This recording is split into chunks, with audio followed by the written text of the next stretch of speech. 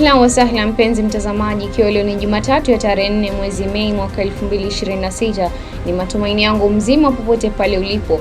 Kumbuka matangazo haya unaweza kuyapata kupitia mitandao yetu ya kijamii pale Facebook @Alshifa Digital Kenya, YouTube @Alshifa Television Kenya, Instagram, TikTok na Twitter @Alshifa Media Kenya. Hujambo na karibu, naitwa Hanifa Yusuf. Tukianza na taarifa kuu, serikali ya kaunti ya Kwale kupitia idara ya kilimo na uvuvi imesema inaweka mikakati ya kuinua kilimo cha mwani ambacho bado kiko chini ikilinganishwa na mataifa mengine ya Afrika Mashariki. Kwa sasa kaunti hiyo inazalisha tani 146 pekee za mwani kila mwaka. Akizungumza katika kongamano la wadau na watafiti katika sekta ya uvuvi lililofanyika Diani, waziri wa kilimo wa kaunti hiyo Roman Shera amesema kuwa wanaanzisha ukulima wa aina tofauti ya mwani unaotoa mazao mengi zaidi. Wakati huo mashirika ya utafiti katika sekta hiyo yakiwemo Kilimo Trust na KMFRI yamesema kuwa kina mama na vijana wamekuwa kwenye mstari wa mbele katika kilimo cha zao hilo. Tuliona kwa utafiti kama wakina mama na vijana wako wengi sana kwa huu mnyororo wa thamani wa samaki, ili wanafanya zile kazi za chini huko na hawapati kipato kizuri.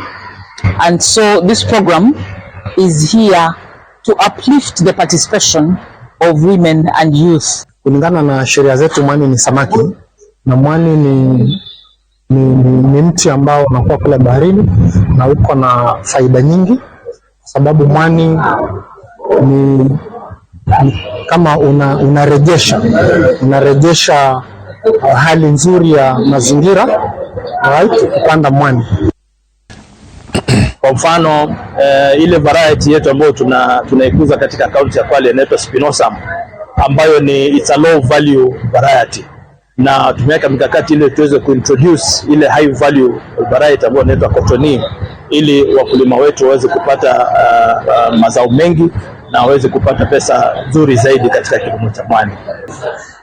Waingie katika value chain tofauti kama kufanya hizo value added products, kuuza, kupeleka mazao sokoni, kutengeza mazao tofauti kama sabuni za kuoga.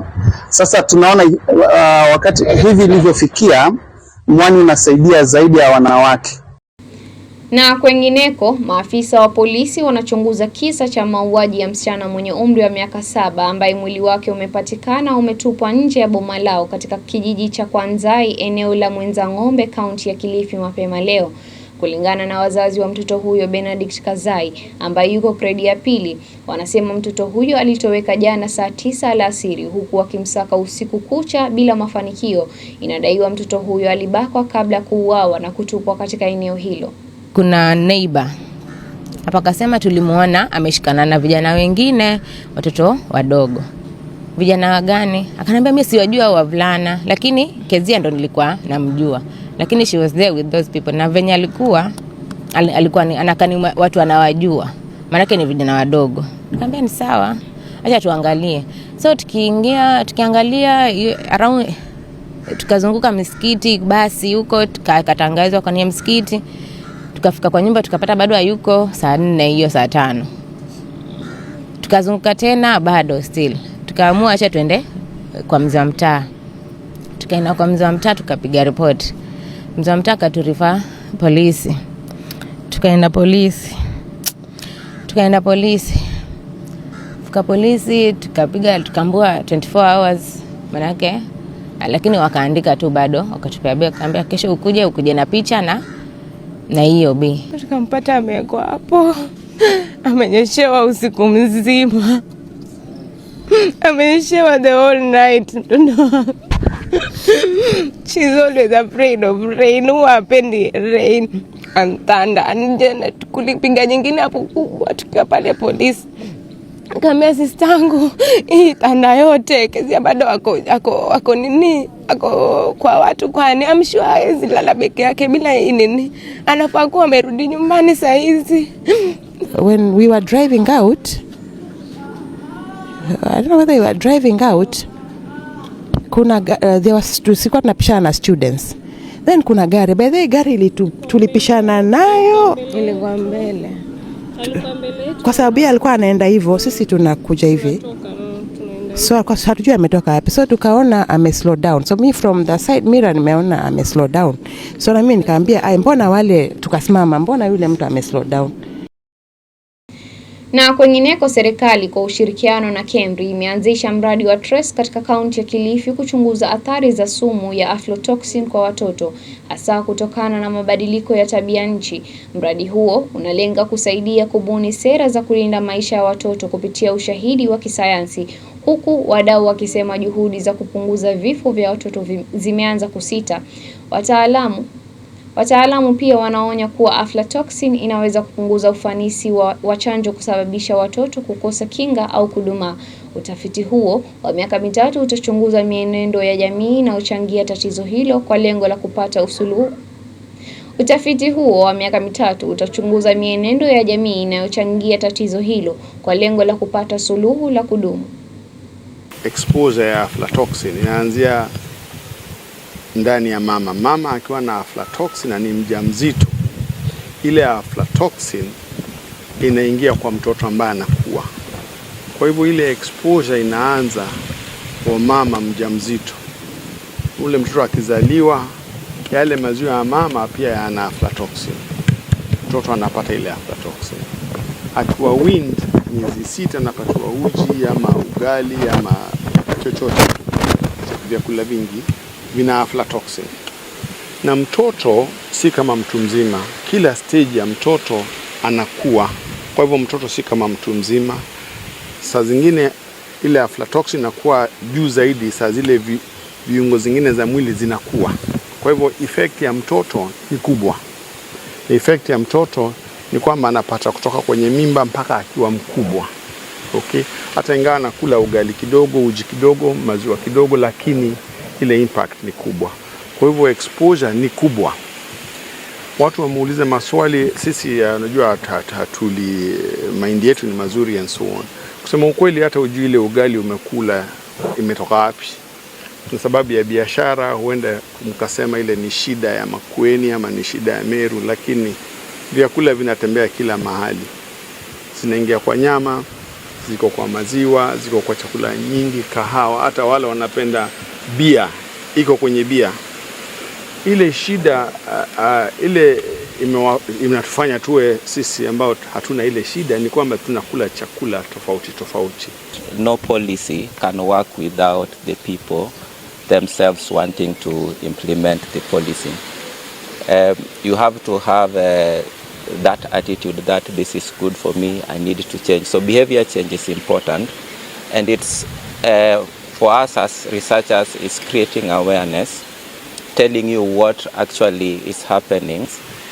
What we are learning now from new evidence is that the effects of aflatoxin can extend to impacting the effectiveness of some of these very interventions that have been responsible for some of the progress we've seen, particularly vaccines and how children respond to vaccines that are administered through our routine Ministry of Health program.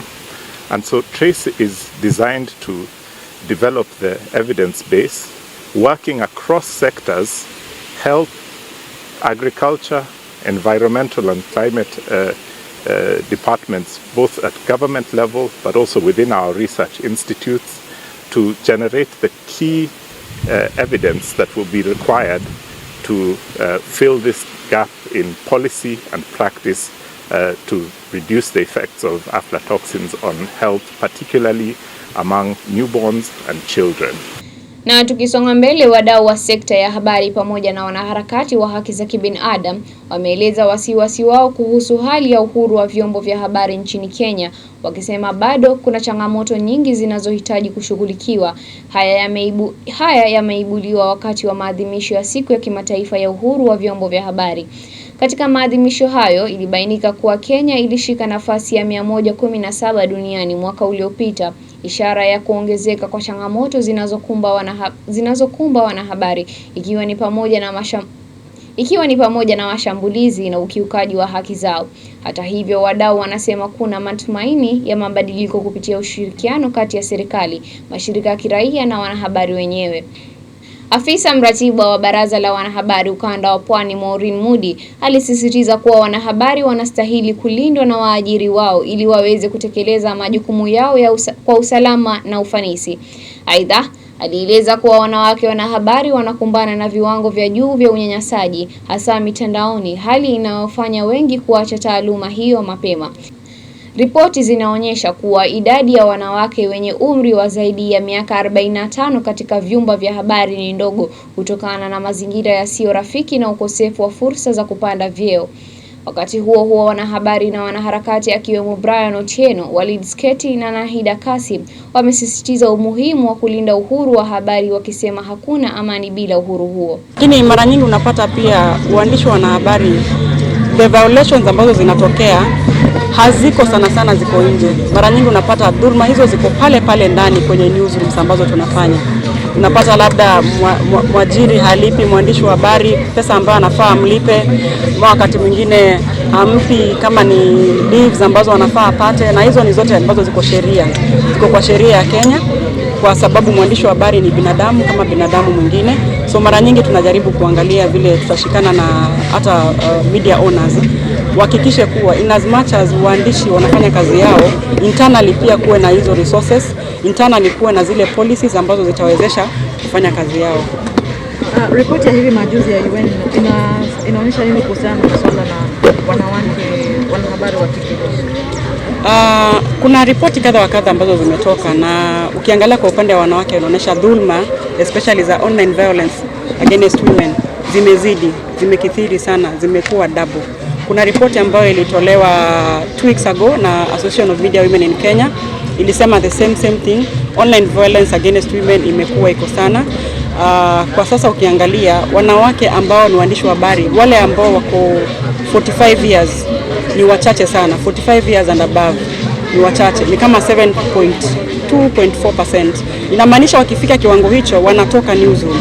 Si kwa sababu wamepata greener pastures, ni kwa sababu the environment haiko very conducive kuhusu mwandishi wa kike apande kufika managerial positions.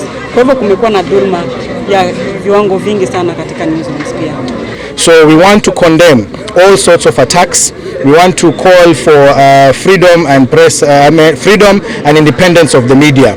And we are asking Kenyans, wherever they are, to stand in unison with our brothers and sisters in the media sector.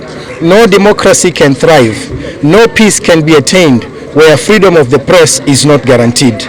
That is why we stand together with all the actors in the media fraternity in demanding that the government, security agencies and everyone else protects the freedom of the media, protects our journalists, protects the media houses so that they can operate freely and they can operate independently.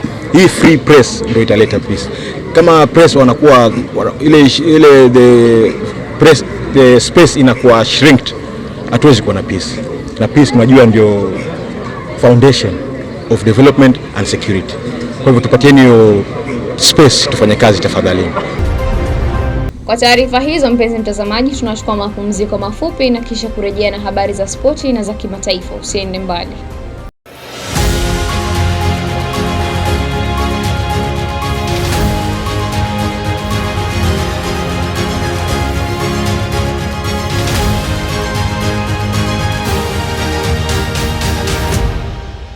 Na kimataifa, Marekani imesema iko tayari kusaidia kuongoza meli za kibiashara kupitia Strait of Hormuz katika juhudi za kumaliza msururu wa vikwazo unaoathiri uchumi wa dunia, huku jeshi lake likipendekeza matumizi ya vifaa vya kijeshi kulinda usafiri huo, ingawa haijaweka wazi aina ya ulinzi utakaotolewa. Hatua hiyo inakuja wakati Iran ikiendelea kudhibiti njia muhimu ya mafuta na gesi na kuonya kuwa itachukua hatua dhidi ya vikosi vya kigeni, hali inayotishia vurugu tete ya kusitisha mapigano yaliyoanza zaidi ya wiki 3 zilizopita na kuacha meli nyingi zikiwa zimenaswa, huku wafanyakazi wakikabiliwa na uhaba wa mahitaji muhimu, wakati juhudi za kidiplomasia kati ya pande hizo zikiendelea bila mazungumzo rasmi kutangazwa.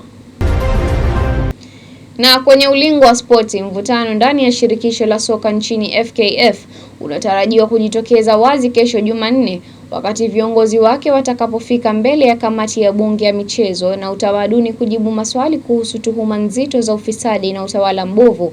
Kikao hicho kitakachoongozwa na Daniel Wanyama kinatarajiwa kuwa cha aina yake, huku FKF ikijitokeza katika makundi mawili tofauti. Ujumbe mmoja utaongozwa na rais wa FKF Hussein Mohamed, huku mwingine ukijumuishwa makamu wake McDonald Mariga pamoja na wanachama wa kamati ya utendaji ya kitaifa.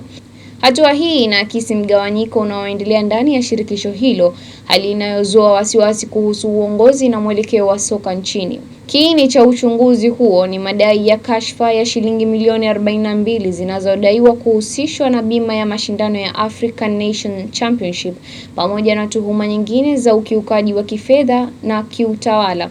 Wabunge wanatarajiwa kutaka maelezo ya kina kuhusu matumizi ya fedha, wajibikaji wa viongozi na hatua zilizochukuliwa kurekebisha hali hiyo. Naam, tukipaa ugaibuni, klabu ya Arsenal imeingia rasmi kwenye kinyang'anyiro cha kumsajili kiungo wa Chelsea Enzo Fernandez katika hatua inayoweza kuvunja rekodi ya usajili nchini Uingereza. Kwa mujibu wa ripoti kutoka Features, Arsenal wako tayari kutoa ofa ya dola milioni 175.9 sawa na pauni milioni 129.6 ili kumnasa mshindi huyo wa kombe la dunia. Kuna taarifa mpya kuhusu kiungo wa Manchester City Tijani Reinders, ambapo muda wake klabuni hapo unaweza kufikia kikomo mapema kutokana na changamoto za kujipenyeza kwenye kikosi cha kwanza cha Pep Guardiola. Reinders ambaye alijiunga na Man City akitokea AC Milan anaripotiwa kushindwa kuvutia kikosi cha benchi la ufundi, hali inayoweza kusababisha kuondoka kwake kabla ya muda wake wa mkataba. Manchester United wanaripotiwa kuingia katika ushindani mkali wa kumsajili mshambuliaji wa Barcelona Rafinha katika dirisha lijalo la usajili wa majira ya joto.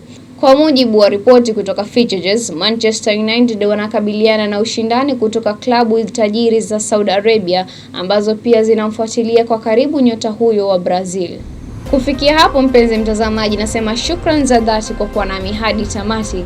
Kwa niaba ya wote waliofanikisha matangazo haya, piga picha amekuwa Juma Mdoe, mwelekezaji wangu amekuwa Muntaha Ramadhan, nami nimekuwa wako Hanifa Yusuf, na kutakia usiku mwema.